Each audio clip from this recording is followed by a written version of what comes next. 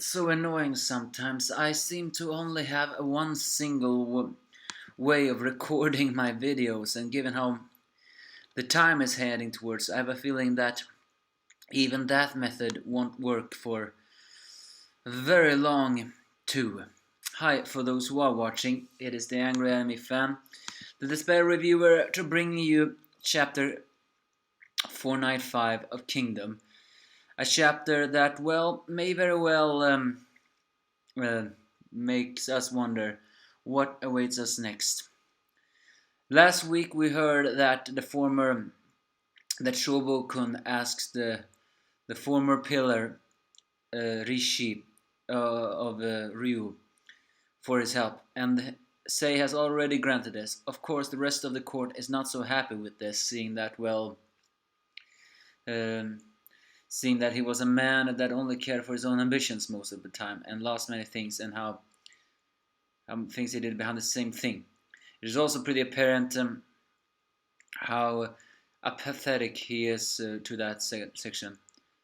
But he at the same time says that he is currently the only one that can understand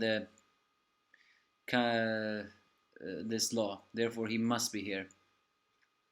And Sei says that himself. In order for the laws that you unify China must exist, then we need all powers. So in that case, and then the rest, Shohei-kun and his vessel enters, praising Shobun-kun, although they still tease him with the fact that he didn't come up with this himself. But then Rishi, a guy that seemed to have known Shohei-kun for a very long time, says that the chief of military affairs seems a bit down. Even though he's always had that serious face, he seems a little bit downer than usual. So he asks Sei for a private chat. And this is worth noting that we are now currently heading towards change, because this is the first time ever he has requested a single audience of Sei. And he begins to tell them that their plans for conquering Sao has become much more complicated than they wanted it to be. He said that in next year they would launch a large-scale offensive against Sao, using Kukaku as a staging point. However, according to Shuhei-kun, now with Riboku at the helm of the Western Sao defenses, he cannot see an opening in that one. He begins to describe it about different things. The hill Kokuku was the key, but apparently the dangerous Riboku has begun to build castles around empty areas that pose no threat, and now has enemy outposts, meaning that even though they have the hill, they do not have the rest of the land, and the land can't play ambushes on them. And he intends, and according to Shuhei-kun, he believes that Riboku is planning to not only engage them defensively at the outer pyramid, but is also setting up several more defensive lines to fall back later. Given how ruthless Riboku is in his goals, that would make sense. He's willing to just crush Shin's hope by dragging out it in a war. And therefore Shohei-kun believes that the only way they will truly conquer Sao will be 10 years later. And they had a goal to do this in 15 years, meaning that dragging on that war would stop the unification of China, according to all that. Because for them, so the reason why Shohei-kun is so down is not only because the big delay in plan, nor is it actually for the fact that Riboku has seen through the stamina and resources of Shin, but it's also for the fact that he has come up with a very unorthodox method, one method he actually would not prefer. And it's a method that, as we've seen many times before, actually every single time in a big situation in Kingdom, we're entering a stage of what we call sink or swim.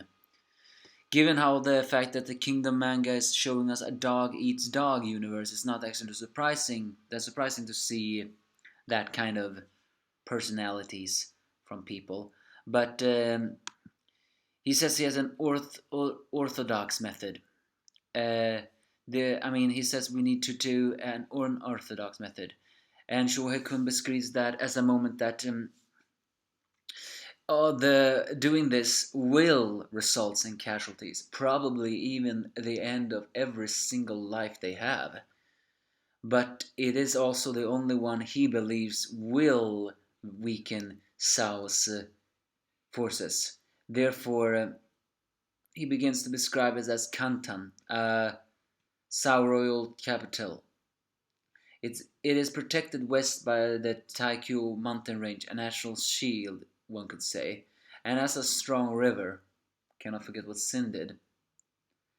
And it's due to the fact that while it lies south of Gyo and South's largest city, which guards the shores of the Yellow River, you could say Kamtan is surrounded by a wall of iron. Therefore, but Riboku is focusing his efforts on fortifying the western reaches beyond the mountains. He sees the mountain as his final line of defense and wishes to prevent enemies from drawing near. But Shohei Kun says that the fact that he is concentrating efforts on one area can also be interpreted to mean that his attention on the others is not as strong. Therefore, Shin China needs to create a feint, move up south, then immediately attack, capture the city of Gyo located at Kantan's throat in order to take a step. And Sei panics because Gyo and Tantan lie by a short distance away from each other, meaning that they cannot conquer the city easily, nor they can easily get. Gyo can easily get reinforcements, and also the fact that he's aware that all previous strategies and strike only at Gyo sounded like foolish rambling of children. But he says again with a very serious and almost a little bit damn it face that this is the only unconventional approach like this, and it's the only way to outsmart Riboku. So he says, even though Sei hesitates, he says, if we are able to capture Gyo within 3 years, we will be able to take Kamtan and destroy Sao. But so attacking Gyo is something that does not have common sense. But if you think about it, Shin China won most of their battles without common sense. If you think about it, I mean, let's count the uncommon sense, and I mean, no one believed temporary until he became a 1,000 peasant commander could take down one of Rempa's spear. That was pretty unorthodox. Also, no one believed that Shin would able to survive the united army against each other. Nor did they expect that the king himself would get to the last city and would push the citizens to fight with moral and willpower alone. Not to mention that unorthodox plan by Gyo, nah, well, the spear guy. Forgot his name, don't correct me. And the plan that made them outsmart the fire dragons and Wei. And also Kanki's plan, although that cannot exactly be called an unorthodox method, that was just pure malice. So China has won most of their battles using methods that I would consider a little bit foolish. More like gambles, but this is nothing like that. This is a gamble beyond a gamble.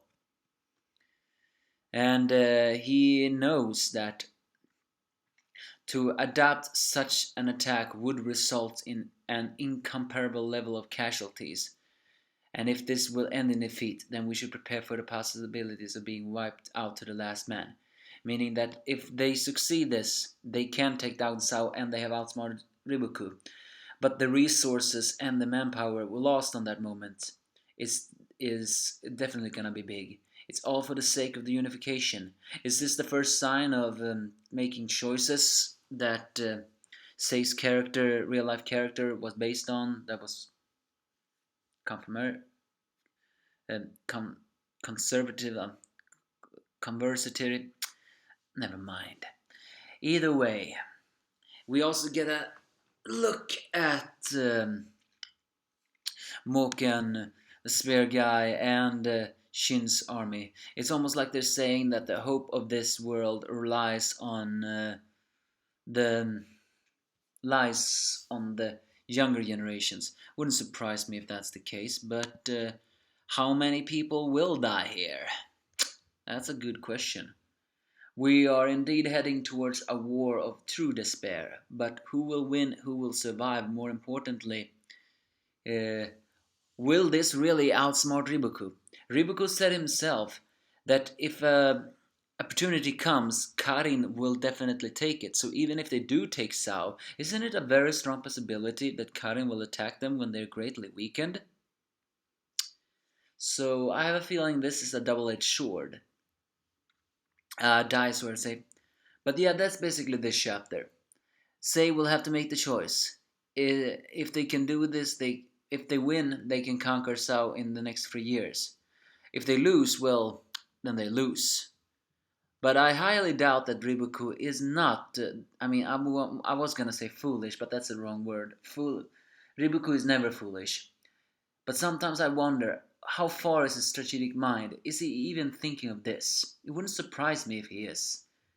But is this all also a feint by Riboku? Is he trying to make them drain their stamina in a way of losing hope? Whatever who is right here in this situation, all I know is one thing. We're heading into a battle which we cannot expect our longtime favorites to survive anymore. Give me your thoughts if you have any.